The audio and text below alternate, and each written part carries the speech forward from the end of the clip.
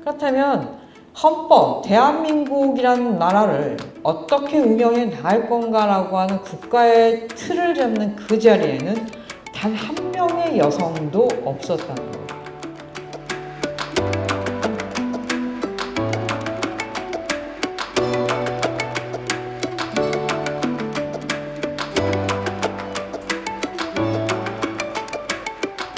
여성의 정치 참여라고 하는 건 뭔가 많이 이루어진 것 같은데 실상은 그리 큰 변화가 일어나지 않고 70년 전에 옛날에 살았던 우리 할머니들이 했던 고민을 지금 우리 20대와 우리 10대와 또 40대, 50대가 또다시 같이 하고 있다는 걸 다시 한번 확인해보는 그런 시간 같이 보면서 아 그랬었구나 지금 우리는 뭘 해야 되지 뭐 이런 걸 서로 이야기를 또 나누고 정보도 나누는 그런 시간이 되었으면 합니다. 자, 현황 대표자로서의 여성. 지금 선거 끝나고 여러분도 이제 최초의 여성 국회 부의장 탄생과 57명의 여성 국회의원 탄생을 축하하며 하면서 우리가 축하연하는 장소에도 다녀왔습니다. 지금 이 시점에서 보면 20대 국회보다 여성 의원이 7명이 늘었고 20대 국회보다 여성 국회의원이 2% 늘었습니다. 줄어든 것보다 늘어난 게 좋은 거죠. 그렇죠? 기뻐하고 즐거운 일이긴 하나 여기에 시간의 변수를 집어넣고 선거의 역사가 시작됐던 1948년부터 2020년까지 하는 시간을 대입하면 뭐 그렇게 기뻐할 일은 또 아닙니다. 57명의 여성 국회의원이 탄생했다는 건 1년에 한 명도 안 태어났다는 얘기이기 때문에 이 숫자는 우리가 기뻐할 숫자가 아니라 우리가 앞으로 넘어야 할, 극복해야 될 그리고 우리의 현 주소를 보여주는 숫자이기도 하다라고 생각을 합니다. 자, 그럼 이 표를 한번 쭉 보시면 뒤에 잘 보이십니까? 여러분들 이렇게 보면 여기는 지역구 의원이고요. 이거 비례대표 의원이에요. 여기는 왜 없을까요? 네. 1960년까지는 비례대표 제도가 없었습니다. 대한민국 정부를 수립하기 위한 최초의 선거는 1948년 5월 10일이에요. 그렇지만 그 이전에 의회가 하나 또 있었습니다. 우리가 여러분들 한국 정치 역사를 보면 해방하고 난 다음에 미군정기라고 하는 시기가 있어요. 그때 만들어진 의회가 과도입법의회입니다. 대한민국이라는 나라는 민주주의, 자유민주주의라는 그 정치적 이념하에 국가를 만들어 가야 됩니다. 그럼 제일 먼저 해야 될 게 뭐죠? 선거를 해야 된다. 그렇죠? 선거는 국민의 대표를 뽑는 거고 국민의 대표가 된 의원들이 모여서 대한민국이라는 나라를 어떻게 만들 것인가 하는 헌법을 만들어야 됩니다. 그래서 그 헌법이 입각해서 정부를 구성해야 돼요. 그러면 선거를 해야 되니까 그 선거에 필요한 법률들이 있습니다. 그거를 만들고 하는 게 바로 이제 과도입법의회입니다. 1946년 12월 12일에 만들어졌습니다. 그럼 이때부터 여성 의원들은 있었어요. 그래서 보면 이 과도입법의회는 전체 90명으로 구성이 되어 있는데 45명은 관선입니다. 즉 미군정에서 추천을 하는 거죠. 이렇게 추천으로 45명을 의원으로 뽑고 나머지 45명을 주민이 선출하는 거예요. 근데 여성 의원들이 4명이 있었습니다. 자, 민선으로 됐을까요? 관선으로 뽑혔을까요? 어땠을 것 같습니까? 46년도에 우리 대한민국 국민들이 여성이 나가서 의원이 되겠다 그러니까 야 너무너무 열심히 하십시오라고 해서 마구마구 밀어줘서 주민의 투표로 당선돼서 4명이 선출됐을까요? 아니죠. 그렇죠? 바로 관선으로 이제 4명이 선출이 됐습니다. 그래서 그 여성 의원이 바로 요 4분이십니다. 황신덕, 박승호, 신의경, 박현숙이라고 하는 이 4분이 과도입법의회의 의원으로 당선이 됐어요. 근데 참으로 이분들이 참 많은 일들을 합니다. 해방되자마자 이제 만드는 그 법 속에서 여성에게 투표권이 주어지도록 보통 선거권과 관련된 법을 만들 때 그 부분을 이제 강력하게 어필했던 분도 이분들이고, 또 더 나아가서 재미있는 건 뒤에 가면 제가 설명을 합니다만, 우리가 여성 할당제라고 하는 걸 이분들이 1940저 과도입법 의회를 하면서 제안을 합니다. 그리고 이제 좀 내려오면 이제 제1대 1948년도 재헌의회, 제1대 국회를 재헌의회라고 합니다. 그거는 헌법을 제정한 의회다라고 해서 재헌의회라고 합니다. 그래서 제1대에는 여성들이 22명이나 나왔어요, 후보자가. 그동안 이제 독립운동을 했던, 해외나 국내에서 독립운동을 했던 여성들이 국내로 들어와서 바로 48년도 선거에 나갑니다.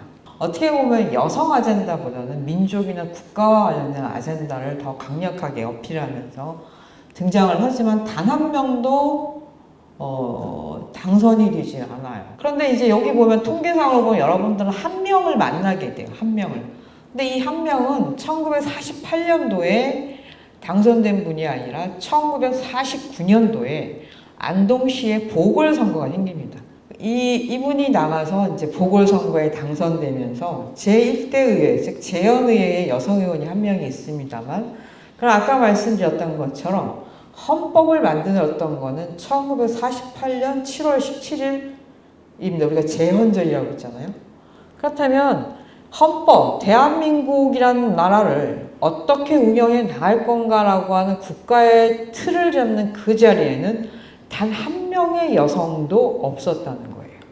그리고 난 다음에 이제 2대에서 보면 그 박순천 여사, 이분은 6선입니다. 지금 2대에 당선돼서 2, 3, 4, 5, 6, 7.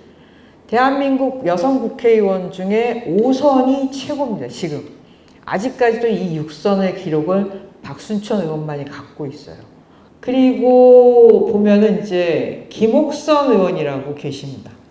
여러분들 이분의 사진은 많이 봤죠, 그렇죠? 남장을 하고 계십니다. 그래서 오랜 세월 이제 이 척박한 가부장제 사회에서 남성의 독점적인 영역인 정치의 뜻을 이루고자 하니 어쩔 수 없이 선택했던 그 삶의 방식을 살았던 분인데, 그분은 나중에 이제 대통령 선거에도 자신이 맞는 정당도 만들고, 아니면 다른 정당의 후보로도, 대통령 후보로도 많이 나오십니다. 그래서 3선, 7대, 19대, 12대까지 3선을 했고요. 그리고 이제 제가 이 6대에 처음으로 이제 비례대표가 도입돼서 이루어진 선거이기 때문에 비례대표 여성 의원 한 명입니다. 우리는 이제 이건 국회의원 선거를 얘기하는 거고요. 지방선거의 역사를 보면 48년도에 정부 수립을 하고, 그 다음에 관련 의회에서 다양한 입법들을 하면서, 원래 지방선거를 옛날에는 이 당시에는 동장, 면장, 이장까지도 선거로 뽑았어요. 그러면서 그 선거를 1950년에 지방자치 선거를 한다라고 규정을 해놨지만, 1950년대가 어떤 해죠? 그렇죠. 한국전쟁과 6.25가 발발했던 시기라 선거를 미뤘습니다. 근데 미뤘는데도 한국전쟁은 1953년도에 정전협정을 맺으면서 끝나는데, 전쟁이 끝나지도 않은 이 상황에 이제 52년도에 지방선거를 하게 됩니다. 그럼 어떻게 됐을까요? 52년도 요 선거 때쯤 되면 아직 서울은 수복되지 않은 상태예요. 서울이나 여기 중부지방은 여전히 북쪽 손에 있는 그런 상황에서 지방선거를 실시했어요. 그리고 나서 이렇게 시작을 해서 시작된 게 1961년도에 5.16 군사 쿠데타로 인해서 군사정부가 들어서면서 지방의회가 해산됩니다. 그래서 그때부터 모든 시장 군수는 이제 정부에서 임명을 하는 거죠. 그렇죠? 사법고시 보고 행정고시 본 사람들이 차곡차곡 밟아서 올라가는 게 군수였고 시장이었고 도시자가 된 겁니다. 그리고 아예 의회는 해체를 해버립니다. 해산을 시켜버립니다. 그리고 나서 이제 보면 이제 구대를 보시면, 구대를 이렇게 보면 좀 독특하죠. 이 통계 보면 이게 뭘 말하는지, 그쵸? 뭐 1기, 2기가 있고, 이 보면은 다른 데는 보통 한 4년 정도의 임기인데 이때 오면 임기가 횟수로 따지면 6년이거든요. 6년. 국회의원 임기가 이제 6년이 돼버립니다. 이때가 바로 유신 정권이 들어선 때입니다. 요 직전 선거에서 보니까 야당의 지지율이, 득표율이 여당의 득표율보다 높게 나타나고, 다음번 대통령 선거에서는 영락 없이 집권당의 박정희 대통령이 낙선할 위기에 있었기 때문에 모든 헌정 질서를 중단시키고 새로운 시스템을 만듭니다. 국회에도 변화가 있는데요. 그 변화가 바로 유정회라고 하는 걸 만들었어요. 즉 지역구 국회의원 따로 있고 유정회라고 하는 국회의원을 따로 있습니다. 그런데 이 유정회라고 하는 국회의원은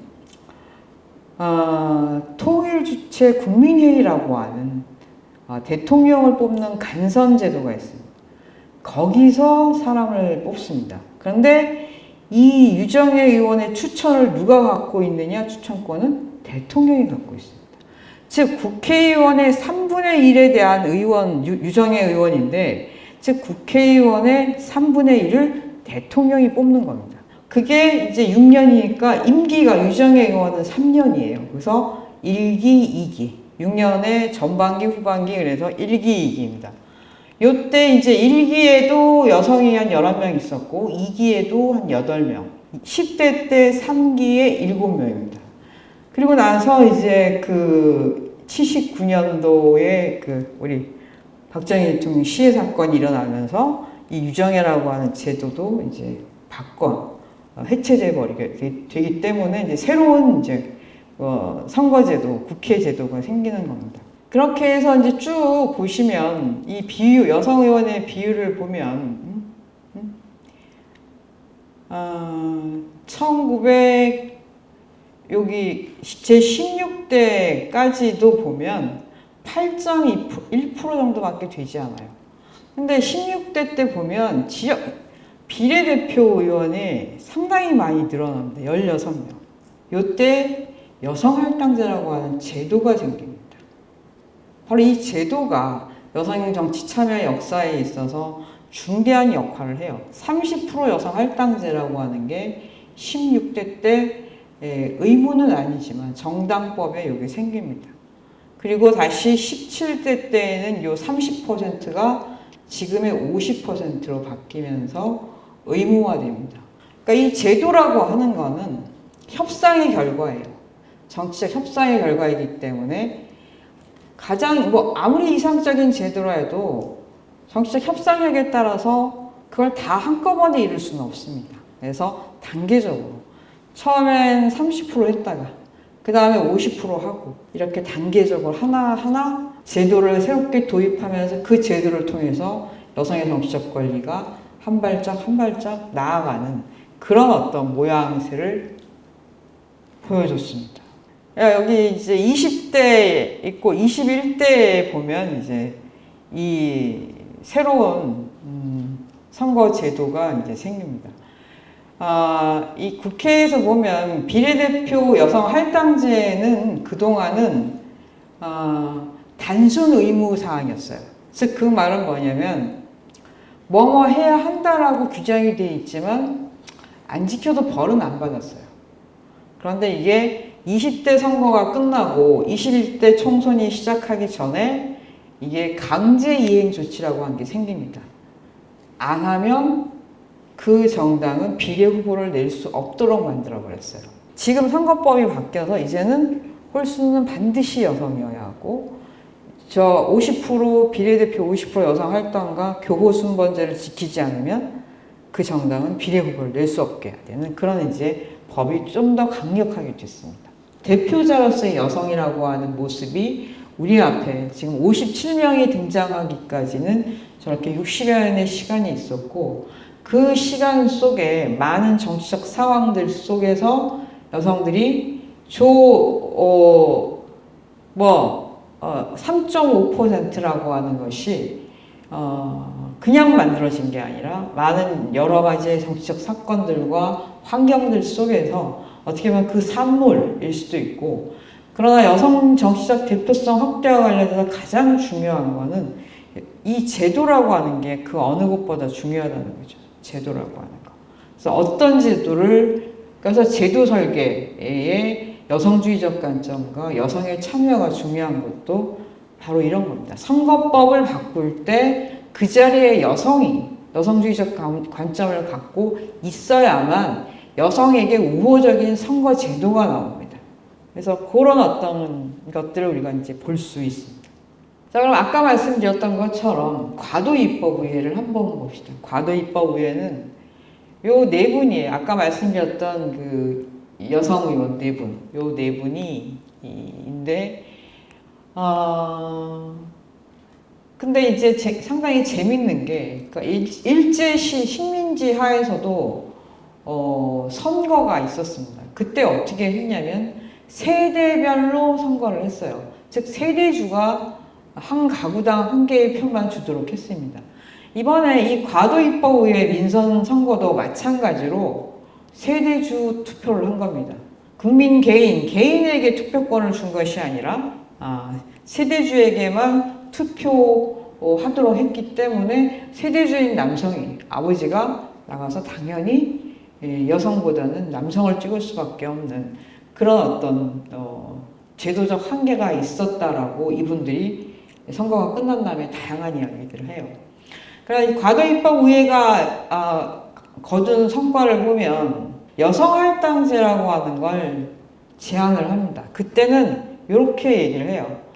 여자 대의원 참여를 보장하는 특별 취급안 도입을 주장할까요? 특별 취급이라고. 이때 신문 기사를 보면 대단히 재밌습니다. 메시지는 이겁니다. 뭐 이렇게 특별 대우를 받으려고 하냐. 너네들이 능력이 있으면 당당하게 선거를 통해서 들어와라. 70년 전이나 지금이나 달라진 게 아무것도 없습니다. 그리고 이제 또 하나의 그 성과는 공창제를 폐지한 겁니다. 그러니까 그 성매매를 이제 허락을 받고 할 수 있는 그런 어떤 제도를 갖고 있었던 건데, 이걸 이제 좌우 여성단체들이 연대해가지고 법이 통과되었습니다. 이게 과도입법의회에서 통과된 법률이 선거와 관련된 이제 것과 더불어 한 18건 정도 되는데, 그 중에 유일한 여성과 관련된 법안입니다. 이게 뭐냐면 부인신보라고 해서, 이게 그 소위 말하는 이제 여성의당 웹진과 같은 겁니다. 그러니까 여성의당에서 발간한 신문과 같은 거. 이것도 이제 이 박순천 여사가 있는 대한 독립촉성모일 겁니다. 거기서 발행하는 신문이에요. 여기 보면 이제 박순천 여사가 후보로 나갔습니다. 이 후보를 나간 박순천 여사에 대한 지지를 독려하는 글이에요. 보면 이렇잖아요. 내일은 5월 10일 총선거의 날, 우리 여성의 총사령 박순천 여사 종로 갑구에서 출마. 이러면서 여기 여성은 여성에게로, 여성은 일치단결하여 박순천을 내세우자. 이렇게. 사실상 이 당시에는 여성들이 문맹이 많았습니다. 글자를 못 읽었어요. 이거. 근데 선거할 때는 자기 이름을 확인해야 되고 손가락 도장을 찍어야 되잖아요. 그러니까 여성들이 어떤 운동을 하냐면, 이제 박순천 여사를 국회의원 선거에서 당선시키려면 여성이 가서 여성을 찍게 만들어야 되는데, 이 여성이 문맹이니까 자기 이름 석자도 모르고 어떻게 하는지를 모르잖아요. 그래서 이 단체들이 이 선거운동 기간에 다니면서 그런 걸 한 겁니다. 시장에 가가지고, 시장 바닥에 앉아가지고, 이름 석자, 적어도 내 이름 석자랑 찍고자 하는 사람 이름이 박순천이면 박순천이를 가리키는 거예요. 어쨌든 이렇게 멋지게 신문을 읽을 수 있는 여성은 엘리트 여성들밖에 없었어요. 그러니까 다수의 여성 유권자들은 자기 이름 석자도 쓸 수 없는 상황이기 때문에 여성단체들이 그런 방식으로 이제 선거운동을 했습니다. 그리고 나서 이렇게 열심히 선거운동을 했는데 5월 10일 날 이제 선거를 해보니까 아까처럼 여성 한 명도 당선되지 못했습니다. 여성 후보는 22명이나 나갔지만 당선자는 하나도 없었어요. 이게 지금 중앙청이라고, 중앙청이 어디 있는 거인지 아세요? 지금 경복궁에 가면 그 앞에, 지금 경복궁 앞에 가면 그 앞에 원래 총독부라고 일제식민지 시대에 썼던 관청이 있었습니다. 그걸 이제 김영삼 대통령이 들어오면서 폭파해서 그 잔해물들은 지금 천안에 독립기념관에 가 있는데, 그겁니다. 그 건물에, 그걸 이제 중앙청이라고 하는데, 그때 재헌의회가 개원식을 하는 거예요. 이게 잘 흐려서 잘 안 보이는데 어쨌든 여성은 한 명도 없습니다. 다 남성들로 이제 구성된 대한민국의 첫 번째 의회가 구성돼서 시작을 알리는 이제 행사를 하는 겁니다. 그러니까 이제 재헌의회 개헌식에는 여성이 없는 상황에서 대한민국의 민주정치가 시작이 된 겁니다. 그 당시에 많은 여성단체들이 또 이제 부인신보에서 이렇게 사설을 써요.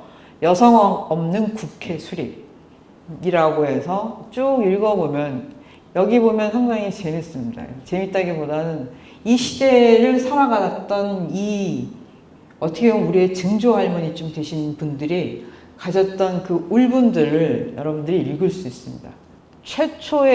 최초의 국가가 수립되는 이 중대한 시기에 우리의 대변자를 국회에 보내야 한다는 것을 어찌 한시라도 잊었어야 된단 말인가. 이게 1500만의 여성이 여전히 존재하는 이 나라에서 여성 없는 국회가 조직된다는 것이 그 얼마나 대의적으로 부끄러운 일이며, 또 앞으로의 모든 행동에 있어 여성의 존재를 무시할 것이라는 것도 우리는 미리 각오해야만 할 것이다.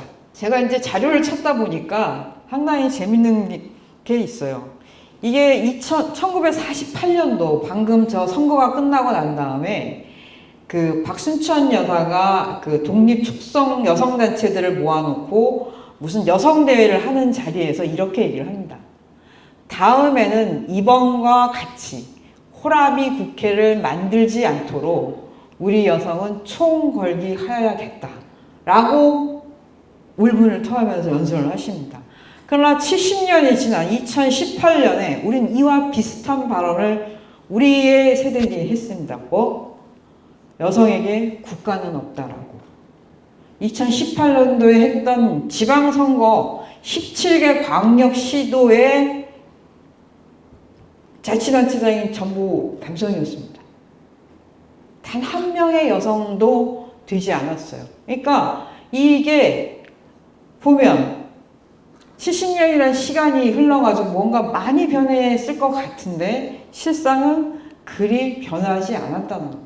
지금의 2018년, 2020년이라고 하는 게 나아진 게 아니라 70년에 된 모습과 거의 비슷하다. 그래서 이런 걸 오래된 현재라고 해야 되지 않은가. 변하지 않은 현재를 우리가 지금 보고 있다. 그 속에서 2020년에 여성의당이 나온 겁니다. 그럼 우리는 무엇을 해야 될지 이 역사는 여러분에게 질문을 하고 있는 거예요. 책임을 던지는 거예요. 70년의 시간이 지났는데 너네는 우리와 다른 선택을 했는데 무엇을 할래? 라고 이 역사가 우리한테 지금 질문을 던집니다. 선거제도는 여러 가지가 있어요. 근데 핵심은 비례대표 제도입니다. 병리평에서 연동형으로 바뀐 거, 저는 이게 상당히 중요하다고 보고, 또 여성의당의 창당의 모멘텀이 바로 연동형 비례대표제이기도 하기 때문에 보면 선거제도가 지역구와 비례대표가 있어요. 우리가 지금 70년 가까이 오면서 우리가 채택한 선거제도는 소선거구제도랑 중선거구제예요. 소선거구제는 한 선거구당 한 명 뽑는 거고, 중선거구제는 한 선거구당 2명을 뽑는 거예요. 그럼 중선거구제는 2명을 뽑으니까 선거구가 소선거구보다 선거가 좀 커요. 소선거구제는 한 동을 한다면 중선거구제는 2개의 동을 한 선거로 합니다. 그래서 보면 중선거구제의 어떤 시기가 딱 이렇게 한 16년 정도 돼요. 제9대에서부터 12대까지가 중선거구제이고 지난 한 60년 가까이 우리의 선거는 소선거구제도였어요. 한 지역구에서 한 번 뽑는 거. 그래서 이걸 가지고 선거제도를 연구하시는 분들은 우리 사회가 좀 더 민주적이고 대의성을 높이기 위해서는 이걸 중선거구제로 바꿔야 된다라고 얘기를 하지만 우리의 역사를 보면 이 경험이 소선거구제의 경험이 너무 길기 때문에 그런 어떤 문화적인 것 측면에서도 적합성이라는 측면에서 아무리 제도적으로 더 민주적인 결과를 가져온다 손 치더라도 우리가 이렇게 익숙해 있는 게 바로 이 소선거구제도입니다. 근데 지방선거는 중선거구제도가 많습니다. 그렇죠? 기초의회 같은 경우를 보면 한 선거구에서 2명, 3명, 어떤 지역은 4명까지도 뽑습니다. 그래서 지방선거는 이제 중선거구제도가 많습니다. 비례대표제를 보면 1대부터 5대까지는 비례대표가 없었어요. 그리고 6대부터 전국구 비례대표제가 도입됐는데, 요게 해가지고 쭉 가시다 보면 요 17대, 여기 1917대 총선 요 때가 가면 그 비례대표의 성격이 바뀌어버립니다.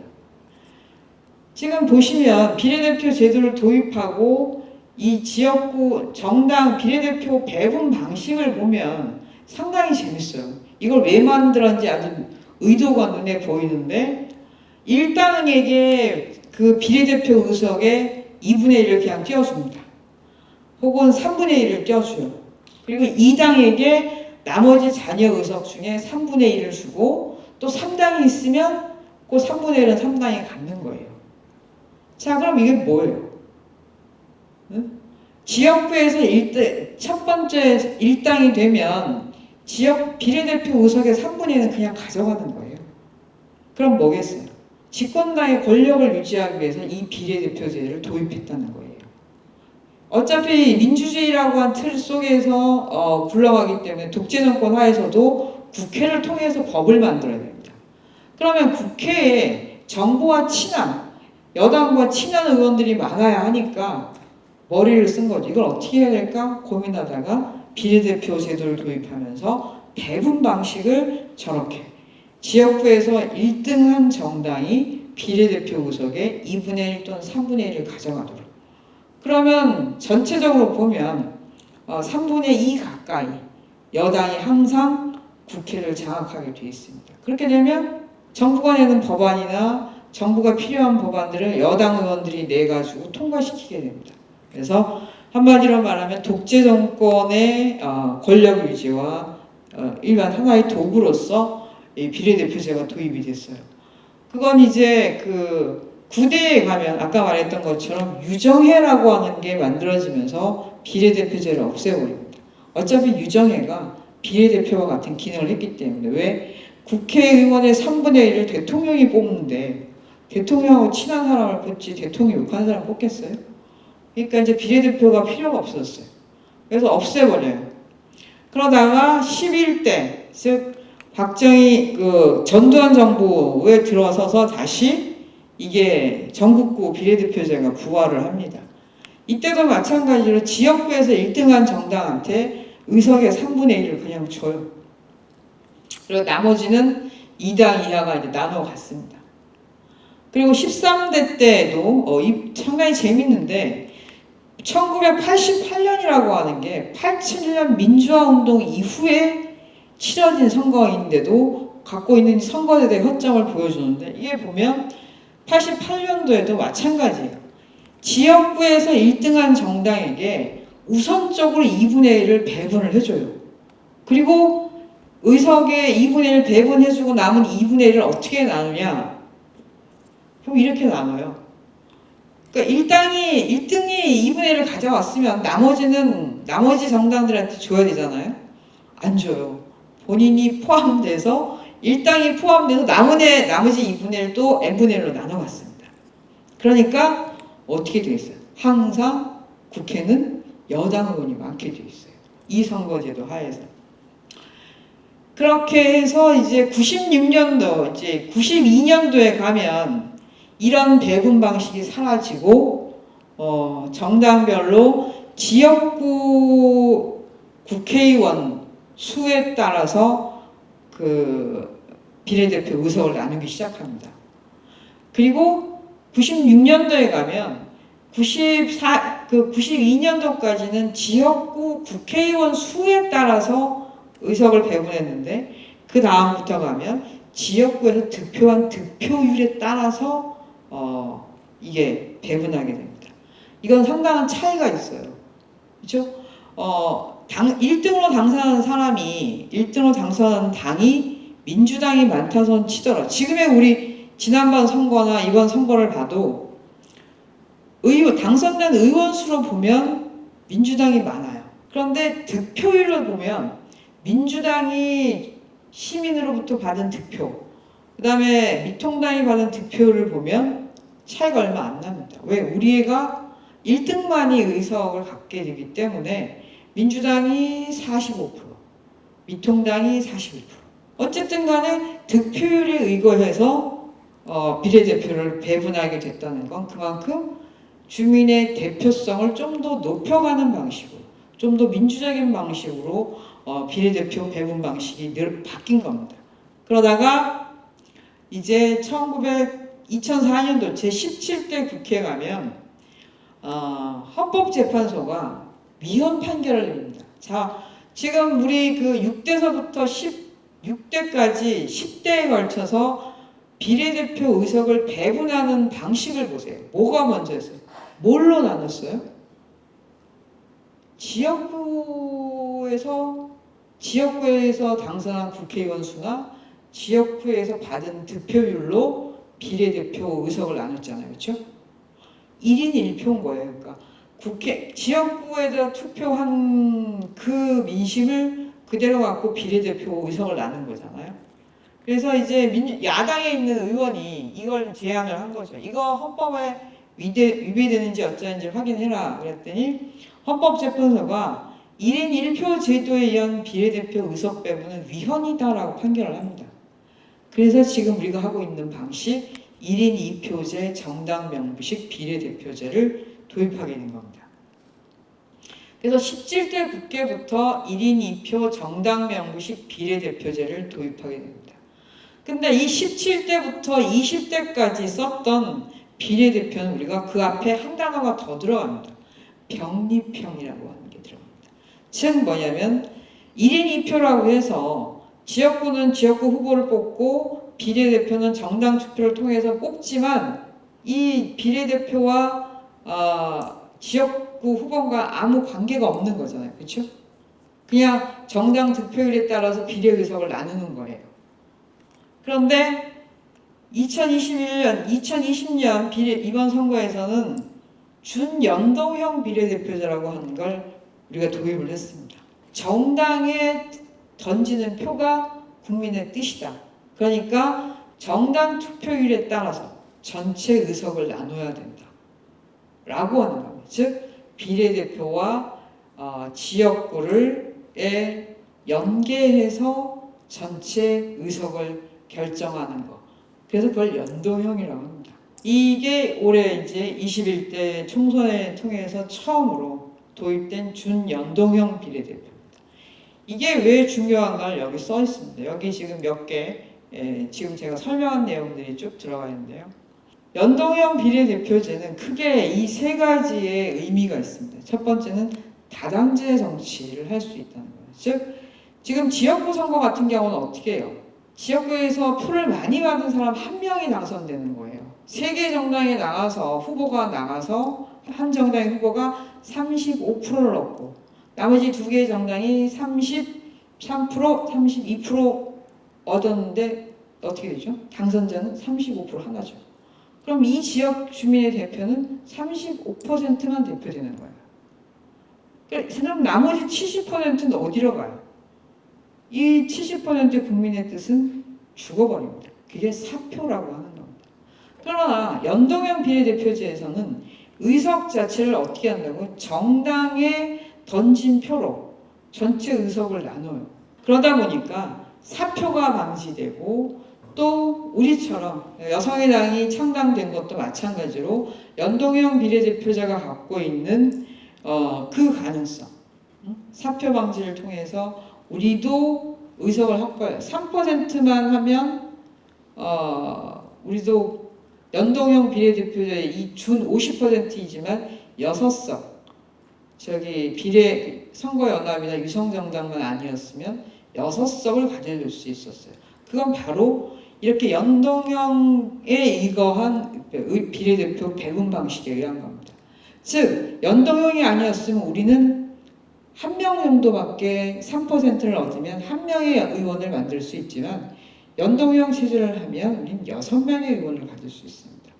그러니까 그만큼 그러니까 작은 소수 정당에 던진 표가 제대로 의회에 대표되는, 그래서 대표성의 위기라고 하는 걸 해소할 수 있고, 이렇게 우리와 같은 작은 정당도 의석을 갖고 원내에 진입함으로써 의회 정치가 양당 정치 구도에서 다당제 정치로 전환할 수 있는 그런 제도적 장치이라고 할 수가 있습니다. 그래서 이제 이거는 이제 쭉 보시면 됩니다. 지금 계속해서 처음에는 여기 비례대표 비율이 상당히 높았어요. 25%이다가 점점 줄어들다가 지금은 이제 15.7%. 연동형 비례대표제가 제대로 작동하기 위해서는 이 비례대표 의석을 늘려야만 합니다. 지역구 의석을 줄이고, 독일 같은 경우는 비례와 지역구가 50대 50이에요. 적어도 처음에 20대 총선 때 중앙선거관리위원회가 냈던 안은 200대 100이었습니다. 100석과 200석의 이제 지역구 의원인데, 지금 요 부분에 대해서 비례대표 의석을 늘리는 선거제도에 대한 운동도 앞으로 꾸준히 우리가 제기해야 합니다. 그러면 그동안의 이제 선거 전략이라고 하는 거는 여성 대표성을 확대하기 전에 확대하기 위한 전략들은 어떤 것들이 있었는가를 보면, 그래서 제가 이제 제목을 이렇게 달았어요. 적극적 조치에서 민주주의 원칙으로라고 해서 달았는데, 적극적 조치가 뭐죠? 그걸 영어로 affirmative action이라고 합니다. 의미는 사회적 약자의 차별과 불평등의 문제를 해결해 주기 위해서 그들에게 우대를 하는 겁니다. 그래서 적극적 조치에서 민주주의 원칙으로의 전환이 필요하고, 여성 스스로가 주도권을 갖고 여성 의지와 여성 아젠다를 추진해 나갈 수 있는 여성주의적 정당이 이제 필요한 그러한 시점이다라고 얘기를 할 수 있습니다. 여성 할당제의 역사는 이렇게 간단합니다. 94년도에 여성 할당제 도입을 위한 운동이 시작됐고, 2000년도에 비례대표 30% 여성 할당제가 도입됐고, 그 다음에 2004년도에 50% 여성 할당하고 지역구 30% 여성 할당이 도입이 됐습니다. 그리고 2018년도에 비례대표 50% 할당 의무화와 아까 말씀드렸던 것처럼 강제이행 조치가 신설돼서 비례대표 50% 여성 할당이라고 하는 거 완결된 제도입니다. 반면에 지역구 30% 여성 할당제는 여전히 정당의 스스로가 지키지 않으면 성과를 볼 수 없는 이제 그런 상황입니다. 여성 할당제에 대해서 그러면 이제 그동안의 역사를 좀 보면 여성들이 이제 여성 할당제를 중심으로 여성 대표성을 확대하는 전략을 구사해 왔습니다. 그러다 보니 초창기에는 여성 할당제에 대해서 남성 의원들도 워낙에 여성의 의원이 적으니까 그렇게 저항하진 않았어요. 네? 그렇지만 이게 일정 정도 여성이 세력화되어 나가고 이 제도가 갖고 있는 나름의 장점들을 확인되면서 이렇게 2012년도 같은 경우에는 남성 후보들이 민주통합당에서 했던 15% 여성 할당 의무제도 의무화에 대해서 조직적인 반발을 합니다. 이때 이제 한명수 전 의원이 당대표로 있을 때인데, 그 민주당 소속의 43명의 남성 후보들이 이런 기자회견도 하고 당대표를 대상으로 해서 이 안에 대해서 효력정지 가처분을 신청한다고도 하고, 하여간 최초로 여성 할당제에 대해서 남성 정치인들이 보인 조직적인 반발 첫 번째 사례입니다. 그 이후부터 이제 여성 할당제 지역구 30%라고 하는 것에 대한 당내에서의 진척들이 상당히 느려집니다. 그래서 이제 나온 것이 저희가 아까 말씀드렸던 것처럼 뭔가 다른 전략이 필요하다라고 하는 고민들 속에서 저희가 이제 했던 게 뭐냐면 남녀동수라고 하는 겁니다. 그러니까 여성의 정치 참여가 무엇인가를 다시 묻기 시작한 거죠. 여성이 왜 정치에 참여해야 되는가를 다시 물은 겁니다. 여성은 사회적 약자를 위해서, 여성의 불평등과 차별을 해결하기 위해서, 그렇죠. 그런데 그것만이 여성의 정치 참여의 목표여야 할까요? 그러니까 왜 여성들이 정치 참여를 하려고 그러면 우리한테 묻잖아요. 여성은 왜 정치 참여를 하려고 합니까? 근데 남성들에게는 안 물어요. 왜 남자들은 정치를 하려고 합니까? 라고. 정치하려는 사람에게.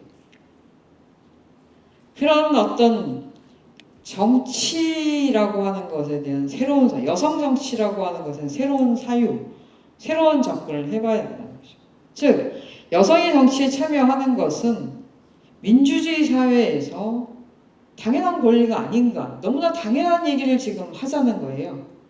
군 가산점제 문제로 가지고 헌법재판소에서 판결을 내릴 때 언급한 내용이 있어요.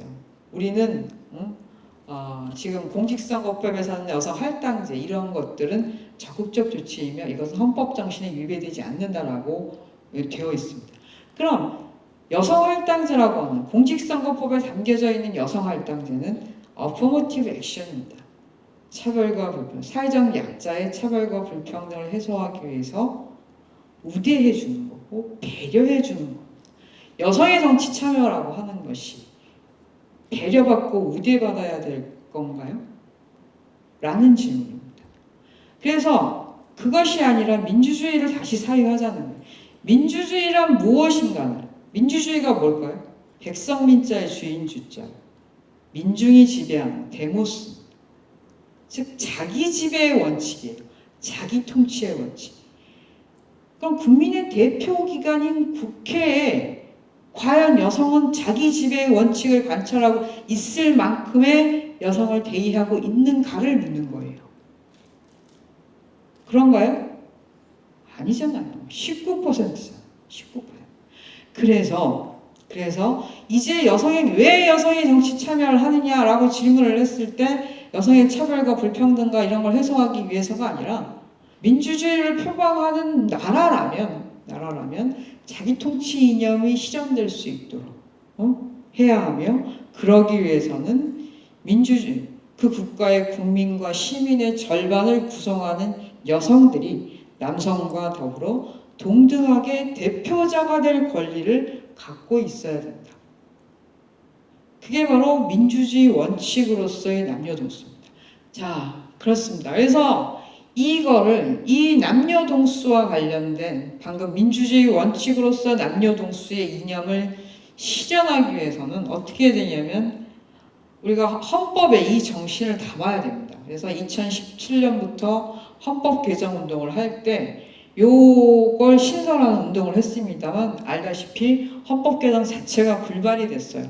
그래서 이제 그 한국여성의정에서 상임대표로 있던 이제 박영선 의원이 헌법에는 담지 못했지만 그럼에도 불구하고 우리가 지난 2년 동안 남녀동수와 관련된 걸 가지고 운동했음을 어딘가에 남겨야 된다라고 해서 이 정치관계법 3법입니다. 공직선거법, 정치자금법, 정당법.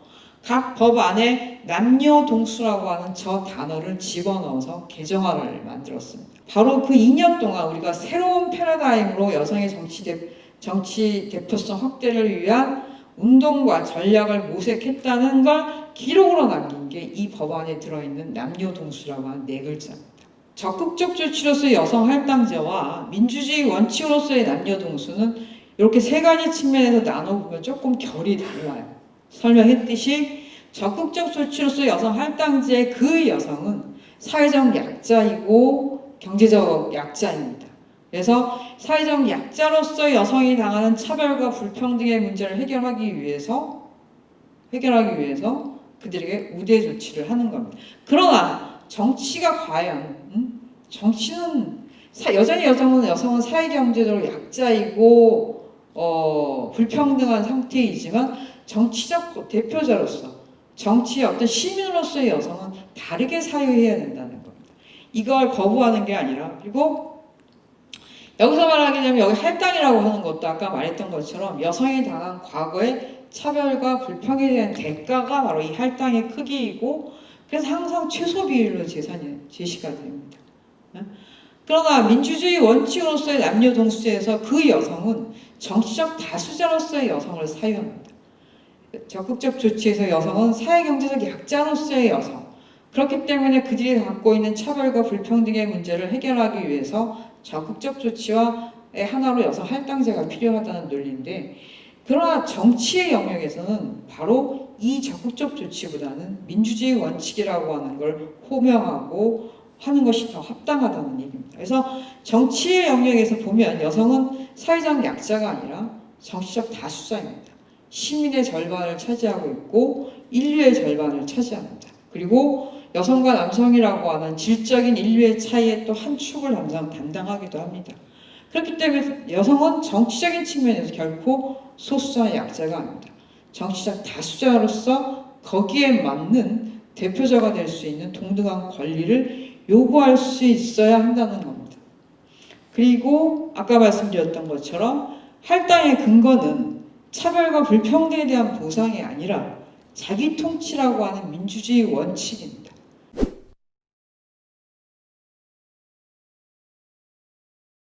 남녀 동수가 헌법에 담겨야 될 이유가 바로 여기에 있습니다. 헌법은 남녀 동수는 어떤 차별과 불평등을 시정하는 행정적인 조치나 수단이 아니라 민주주의 원칙입니다. 그러니까 그 민주주의 원칙들을 모아놓은 헌법에 그 규정이 담겨져야 돼요. 자, 그러면 아까도 말씀드렸던 것처럼 재헌헌법을 만들 때 여성은 한 명도 없었어요. 그렇죠? 한 명도 없었어요. 그런데 상당히 독특하게도 한 명도 없이, 여성 의원이 한 명도 없음에도 불구하고 아주 상당히 급진적인 용어가 하나 들어가 있습니다. 바로 이게 남녀동권이라고 하는. 재헌헌법에 보면 여성과 관련돼 가지고 3개의 조항이 들어가 있습니다. 8조 성별에 따라서 차별을 하지 아니한다. 지금 우리도 있죠. 10조인가요? 차별 금지. 제 17조에 보면 여자와 소년의 근로는 특별히 보호한다. 그 다음에 이제 20조입니다. 20조에 보면 혼인은 남녀 동권을 기본으로 하며, 그 다음에 혼인의 순결과 가족의 건강은 국가의 특별한 보호를 받는다. 이게 독일 헌법을 보고 카피를 했다고 그래요. 독일 헌법은 혼인과 관련되어 있는 게 아니라 헌법 3조에 여성과 남성은 동등한 권리를 갖는다라고 사회, 경제 등 모든 측면에서의 동등한 권리를 얘기해놨는데, 그걸 이제 갖고 와서 우리 이 1948년도 헌법을 만들 때에는 혼인과 가족과 관련돼 가지고 남녀 동권이라고 하는 걸 집어넣었어요. 이건 시대적 상황이 상당히 많이 반영된 거라고. 왜냐면 이때까지만 해도 축첩이 있었고, 이걸 보면 원래 유진호안 초안 헌법 초안에는 20조가 없었어요. 그런데 요 의원들이 넣어야 한다라고 강력히 주장해서 새롭게 들어간 조항입니다. 그러면서 각각의 의원들이 이게 왜 필요한가를 남성 의원들이 어필을 해요. 보면 혼인은 남녀 동권, 저기 보면 1,500만 여성이 있다는 것을 언제든지 잊어버리지 않아야 할 것이고 또 잊어버리지 않습니다. 이러면서 이제 자기가 왜 남녀 동권 조항이 필요하다고 하는지를 쭉 얘기를 합니다. 자, 그래서 이제 중요한 건 이제 남아있는 10차 개정입니다. 저는 이게 그 헌법 제1조 사방 안에 방금 말씀드렸던 민주주의 원칙으로서의 남녀 동수가 들어가야 한다고 생각을 합니다. 이유는 저 하나입니다. 대한민국 헌법 제1조 1항에 보면 대한민국은 민주공화국이다라고 해서 우리는 민주주의를 지향하는 국가임을 천명했습니다. 두 번째 2조는 대한민국의 주권은 국민에게 있고 모든 권력은 국민으로부터 나온다라고 되어 있어요. 두 개의 문장이 하나에 들어가 있습니다. 자, 앞쪽의 문장은 대한민국의 주권은 국민에게 있고, 이거는 뭐예요? 주권의 소유자로서의 국민. 그러니까 주권의 소자로서 국민을 한 거예요. 이거 이 나라의 주권은 국민에게 있다는 거고, 뒤의 문장은 모든 권력은 국민으로부터 나온다는 거는 이 모든 권력의 행위는 국민을 위해서 해야 된다는 의미입니다. 그렇죠? 그러면 우리가 아는 민주주의 원칙 중에 하나가 빠져 있어요. 민주주의에서 가장 중요한 원칙이 여기서 빠져 있습니다. 뭐가 빠져 있을까요? 저는 이 국민 주권의 공백이라고 저는 얘기를 하는데 뭐가 빠져 있을까요? 국민의 참여입니다. 자, 국민의 참여는 어떻게 이루어지나요? 대의민주주의에서 국민의 참여는 대의제를 통해서 이루어집니다. 4년마다 한 번씩 나를 대변할 후보를 투표해서 그 사람을 당선시켜서 국회에 보내서 그 국회에 있는 그 사람을 통해서 내 뜻을 실현해 나가는 겁니다. 즉 대의민주주의에서 국민의 참여는 대의제를 통해서 이루어지고 있어요. 그렇죠? 그런데 그 국민의 참여에 대한 부분이 이 1조 2항에는 빠져 있습니다. 그럼 어떻게 해야 되느냐? 상황을 만들어서 평등한 대의제를 위한 새로운 원칙을 담은 게 필요하다는 겁니다. 그게 바로 이 조항입니다. 1조 3항. 국가는 공직 선출에 있어서 여성과 남성의 동등한 참여를 보장한다. 이 조항을 바로 1조 3항에 신설함으로써 1조 2항에 남아있는 국민주권의 공백을 메꿔나갈 수 있고 국민주권의 그 공백을 바로 민주주의 원칙으로서의 남녀 동수의 규범을 통해서 보강해 나갈 필요가 있다는 겁니다. 그래서 앞으로의 헌법 개정에 있어서 남녀 동수가 있어야 할 자리는 1조 3항이다라고 생각을 합니다. 자, 그러면 강의를 이걸로 와서 마치겠습니다. 감사합니다.